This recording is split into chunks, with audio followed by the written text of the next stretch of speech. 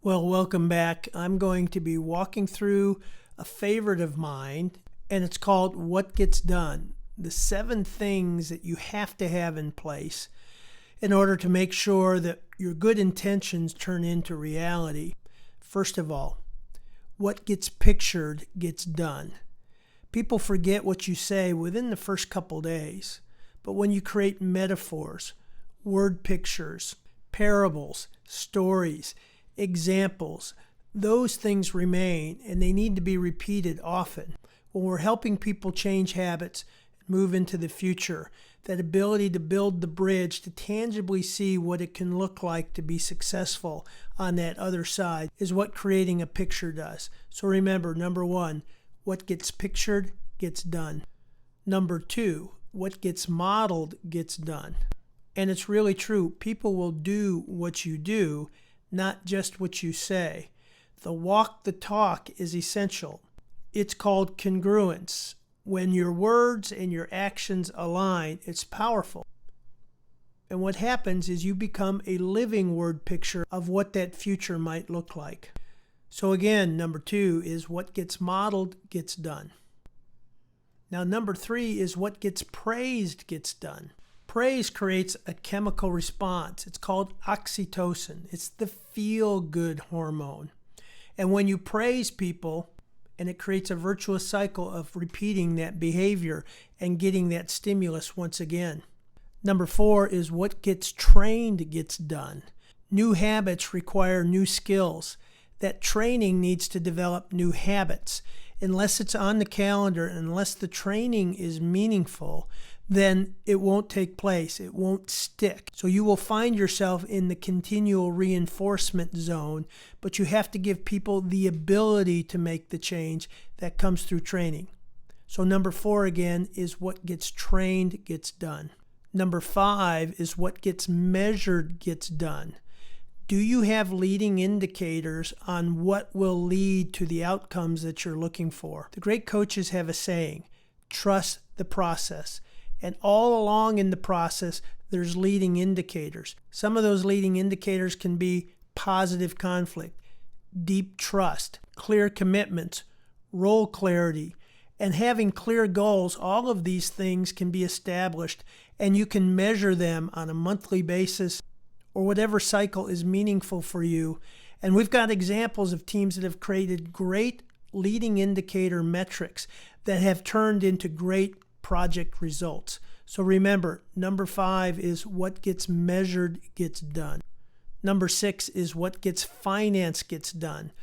Are you committing the right kinds of resources to support the changes or the performance that you're looking for? Too often, we add things on to people's plates.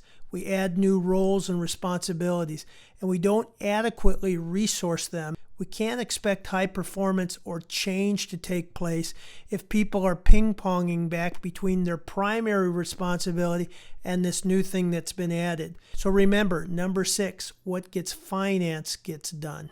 Number 7, what gets scheduled gets done.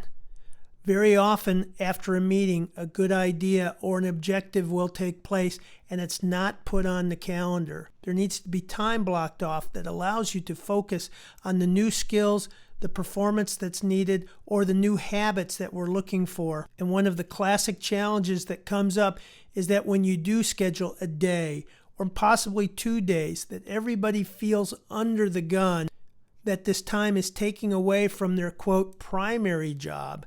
So we need to create the emphasis, the reward, all of the other things that make this time that's been set aside a priority, and the ability for people or teams to feel like this time that they're taking is not taking away from, but adding to, all comes by having the other 6 things in place that support being able to take the time aside and focus on making something together. So remember, number 7 is what gets scheduled gets done. So in summary, do your people have a clear and compelling picture of what success will look like? Are you walking the talk? Are you modeling the future outcome that you hope to achieve? Are you providing consistent and regular praise and recognition for people making progress towards that outcome? Are you providing well-designed and well-executed training to provide the skills needed for that better future? Have you defined the few but vital leading indicators that you can measure on a regular basis to see progress and to trust the process? Have you set aside the proper resources necessary to take pressure off of people feeling like they're doing two jobs at one, trying to accommodate this change or this new direction that you want to achieve? And finally, are you creating the time available, blocking off the calendar so that these are sacred moments and sacred time because you're building for the future? I work with a lot of teams who want to become high performing. One of the biggest challenges they face, we all face, are taking good ideas and bringing them into full fruition. These 7 elements that I'm borrowing from a client of mine have been something I've been using for several years, and they work. So I'm going to give you a little challenge. Try these 7 on your next project or your new initiative, and then give me some feedback on just how well they worked and what you learned from it. I promise you, if you put all 7 in place, that more and more of your intentions, your plans, your strategies, your projects will achieve high success. More importantly, your teams will learn how to work better together, get great satisfaction of being able to take something all the way through and achieve high success together. So if you'd like a small PDF poster on what gets done so you can have it and your people can have it, just send me a note at rex@rexmiller.com. Take care.